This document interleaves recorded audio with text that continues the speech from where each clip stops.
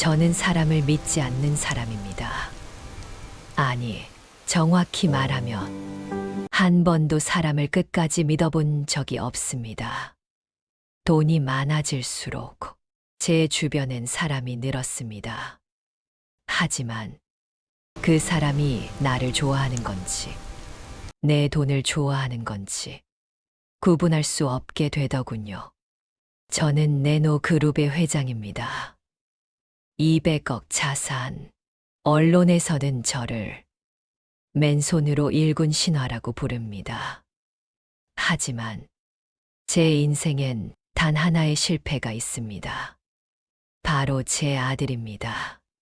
제 아들은 저와 다르게 컸습니다. 저는 가난을 겪었고 아들은 풍요 속에서 자랐습니다. 저는 악착같이 살았고 아들은 부드럽게 자랐습니다. 그래서인지 녀석은 사람을 쉽게 믿었습니다. 그게 늘 불안했습니다. 그러던 어느 날 아들이 말했습니다. 아버지, 만나고 싶은 사람이 있습니다. 저는 직감했습니다. 올 것이 왔구나. 며칠 뒤 그 여자를 처음 봤습니다. 김밥집에서 일하고 있더군요. 앞치마를 두르고 아기를 업은 채 김밥을 싸고 있었습니다. 저는 그 순간 고개를 저었습니다. 안 됩니다. 아들은 당황했습니다. 왜죠? 미혼모다. 정적이 흘렀습니다. 아들의 눈빛이 변했습니다. 아버지, 그런 말 함부로 하지 마세요. 하지만 저는 이미 판단을 끝낸 상태였습니다.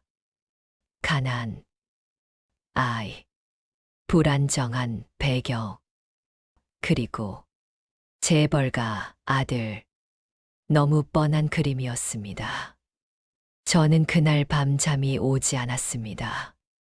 사람은 변하지 않습니다. 환경이 바뀌면 본성이 드러납니다. 그 여자가 정말 사랑으로 내 아들을 만나는 걸까? 아니면 우리 집안이라는 배경 때문일까? 확인해야 했습니다. 저는 비서를 불렀습니다. 조사해. 며칠 후 보고서가 올라왔습니다. 부모 없음, 언니 부부 사망, 아기 보호자. 기록상 문제는 없었습니다. 하지만 저는 믿지 않았습니다. 사람은 서류로 알 수 없습니다. 그래서 저는 직접 보기로 했습니다. 다음 날, 낡은 점퍼를 입고 지팡이를 짚고 김밥집 앞에 섰습니다. 문을 열자 고소한 참기름 냄새가 퍼졌습니다. 그 여자가 저를 봤습니다. 어서 오세요. 미소. 그게 거슬렸습니다. 저는 일부러 지갑을 떨어뜨렸습니다. 그녀는 즉시 주워 두 손으로 건넸습니다. 어르신, 지갑 떨어뜨리셨어요. 저는 일부러 돈을 흘렸습니다. 그녀는 한 장도 빼돌리지 않았습니다. 당연하지. 그 정도는 누구나 할 수 있습니다. 저는 일부러 김밥 값을 더 냈습니다. 잔돈 안 받겠습니다. 그녀는 단호하게 말했습니다. 아니요. 계산은 정확히 해야죠. 그리고 정확히 거슬러 줬습니다. 저는 묘하게 불편했습니다.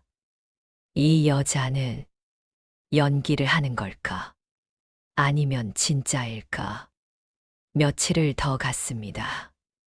비 오는 날에도, 눈 오는 날에도 그녀는 늘 같은 모습이었습니다. 아기는 가게 구석 작은 침대에서 잠들어 있었고, 그녀는 틈틈이 분유를 먹였습니다. 어느 날, 저는 일부러 말했습니다. 힘들지 않소. 그녀는 웃었습니다. 힘들죠. 그래도 괜찮아요. 왜 괜찮소? 그녀가 잠시 아기를 바라봤습니다. 이 아이가 있으니까요. 그 눈빛이 흔들리지 않았습니다. 그 순간 제 마음이 아주 조금 불편해졌습니다. 하지만 저는 멈추지 않았습니다. 사람은 결정적인 순간에 드러납니다. 돈 앞에서. 그래서 마지막 시험을 준비했습니다. 다음 날, 저는 봉투 하나를 들고 갔습니다. 안에는 5억이 들어 있었습니다. 저는 조용히 말했습니다. 이 돈이면 인생 다시 시작할 수 있소. 그녀가 멈춰 섰습니다. 대신 조건이 있소. 그녀의 손이 떨렸습니다. 우리 아들하고 헤어지시오. 가게 안이 조용해졌습니다. 그리고 그녀의 눈빛이 변했습니다. 음악 고조. 그 돈 필요 없습니다. 저는 웃었습니다. 생각해 보고 그녀가 제 말을 끊었습니다. 사람 마음을 그렇게 돈으로 시험하지 마세요. 그 한마디가 제 가슴을 찔렀습니다. 아이도 저도 물건 아닙니다. 그녀의 눈에 눈물이 고였습니다. 하지만 고개는 숙이지 않았습니다. 저는 그날 처음으로 흔들렸습니다. 이 여자는 진짜일지도 모른다는 생각이 처음 들었습니다. 하지만 확신은 아직 없었습니다. 그래서 저는 더 깊이 알아보기로 했습니다. 그게 제 오만의 시작이었습니다. 그날 이후 저는 이상하게 마음이 편치 않았습니다. 보통이라면 기뻐해야 했습니다. 돈을 거절했으니 진심일 가능성이 높아졌으니까요. 하지만 제 안에 또 다른 목소리가 속삭였습니다. 저 정도 연기는 할 수 있다. 저는 평생 사업을 해왔습니다. 사람의 눈빛, 말투, 손끝의 떨림까지 읽으며 살아왔습니다. 그리고 저는 알고 있습니다. 사람은 궁지에 몰리면 더 잘 연기한다는 것을. 그래서 저는 비서를 다시 불렀습니다. 그 여자 사고 기록 다시 확인해. 며칠 후 두툼한 서류가 제 책상 위에 놓였습니다. 교통사고 기록, 사망 진단서, 보험 처리 내역, 모두 사실이었습니다.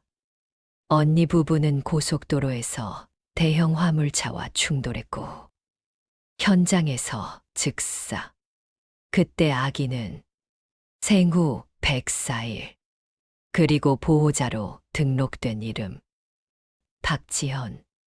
저는 서류를 넘기다 멈췄습니다.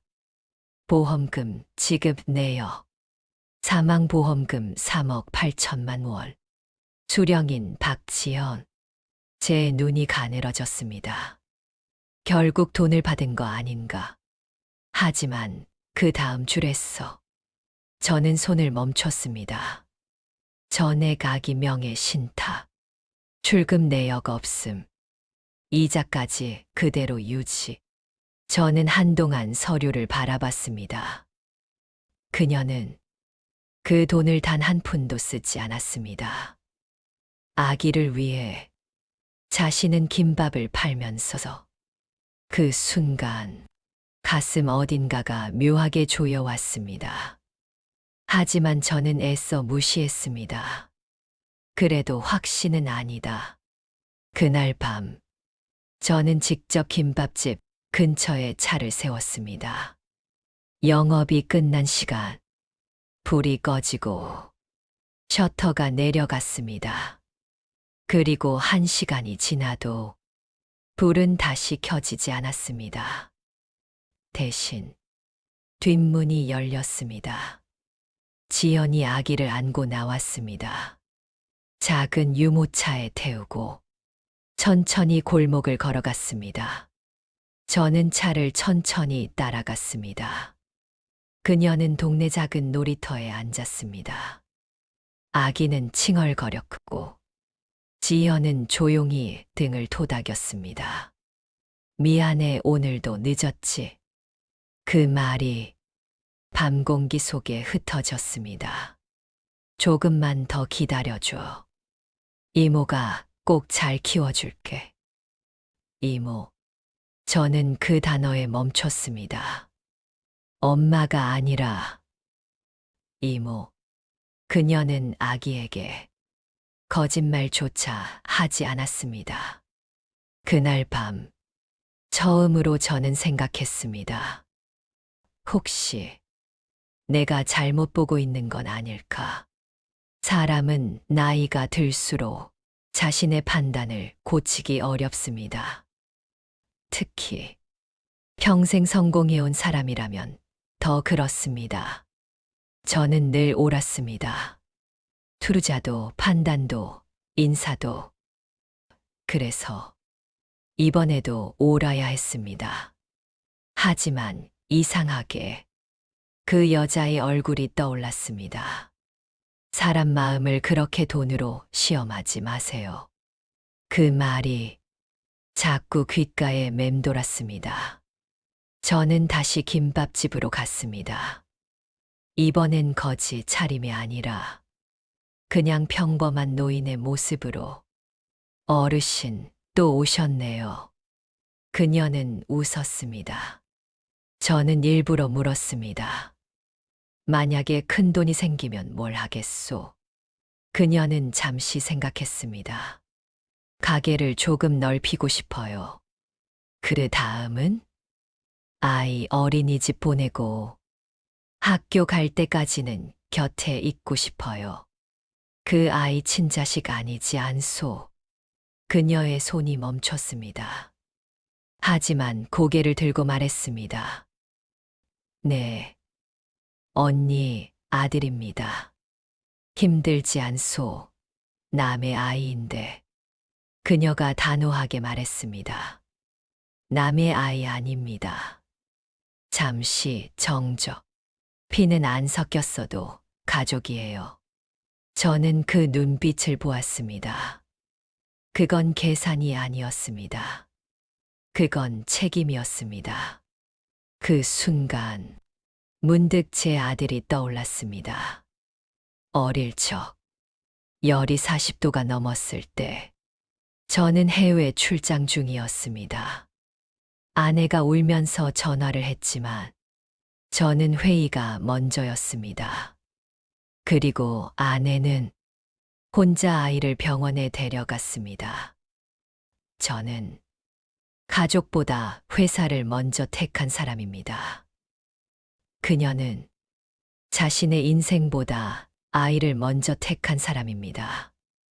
누가 더 어른일까요? 그날 밤, 저는 처음으로 인정했습니다. 내가 틀렸을지도 모른다. 다음 날, 저는 정장을 입고 김밥집으로 갔습니다. 가게 문이 열렸고, 지연이 저를 보고 굳었습니다. 어르신, 저는 조용히 말했습니다. 오늘은 어르신이 아니네. 그녀의 눈이 흔들렸습니다.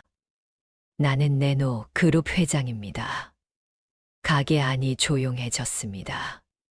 아기가 뒤에서 작은 소리를 냈습니다. 그동안 자네를 시험했네. 그녀의 얼굴이 하얘졌습니다. 왜 그런 짓을 하셨어요? 그 질문 앞에 서서 저는 잠시 말을 잃었습니다. 왜였을까요? 두려움이었습니다. 아들을 잃을까봐, 돈을 노리는 사람에게 당할까봐. 하지만 그건 변명이었습니다. 결국 저는 사람을 믿지 못하는 겁니다. 미안하네. 제 입에서 그 말이 나왔습니다. 살면서 직원에게도 경쟁자에게도 쉽게 하지 않던 말. 내가 틀렸네. 지현의 눈에 눈물이 맺혔습니다. 저 회장님 아들 사랑합니다. 그녀는 고개를 숙이지 않았습니다. 돈 때문 아니에요. 저는 고개를 끄덕였습니다. 이제 압니다. 봉투를 꺼냈습니다. 이번엔 5억이 아니었습니다. 이건 투자금일세. 그녀가 놀랐습니다. 가게 확장하시오. 왜 갑자기 며느리 될 사람을 이렇게 고생시키는 건 아버지 도리가 아니지. 그녀의 눈물이 터졌습니다. 몇 달 후, 김밥집은 여전히 그 자리에 있습니다. 다만, 간판 아래 작은 글씨가 하나 더 생겼습니다. 네노푸드 협력적. 가게는 넓어졌지만, 지현은 여전히 앞치마를 두르고 있습니다. 그리고, 가게 한편엔 놀이 공간이 생겼습니다. 아기는 이제 제 손주가 되었습니다. 호적상 손주는 아니지만 제 마음속에서는 분명한 손주입니다.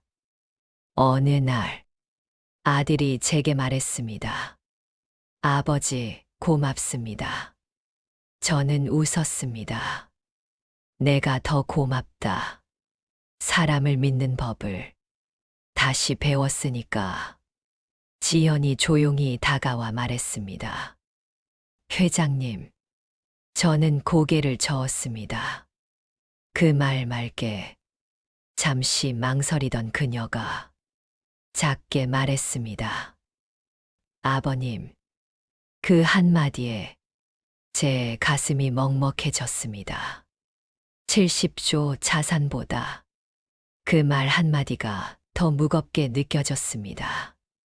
저는 깨달았습니다. 돈은 사람을 시험하는 도구가 아닙니다. 가족은 혈연으로만 만들어지지 않습니다.